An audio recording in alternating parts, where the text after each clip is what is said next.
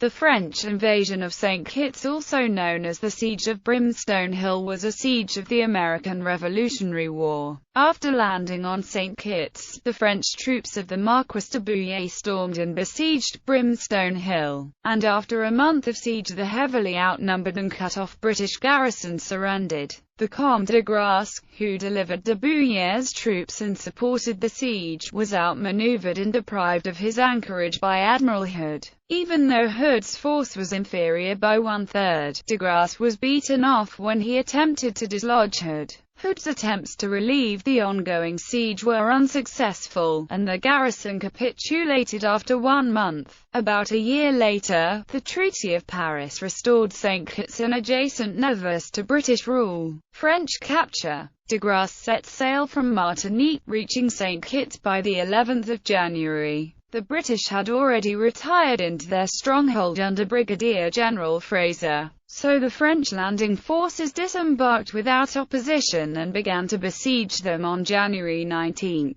Concerted with the governor, an attack upon Barbeyard was mounted. Foiled in the attempt by the violence of the trade wind, they turned to leeward against St. Kitts. On the 24th of January, 22 British warships under Admiral Hood were sighted near Nevers intending to reinforce St. Kitts. De Grasse went out to intercept them, but by dawn the next day Hood had veered towards Montserrat, and contrary east-southeast winds impeded the French from reaching the British before they had circled north around Nevers and dropped anchor off Basse-Terre. De Grasse attacked the anchored British fleet on both the morning and afternoon of the 26th of January but was beaten off, disembarkation proceeding apace. During these naval engagements the French suffered 107 killed and 207 wounded, compared to 72 dead and 244 injured among the British. On the 28th of January the 1,200-man British vanguard advanced against the town of Basse-Terre under General Prescott, while its French occupiers fought a delaying action under Colonel de Flequin, with 274 men of the regiments of Agenois and Touraine until the Marquis de Bouillé could hasten reinforcements across the island.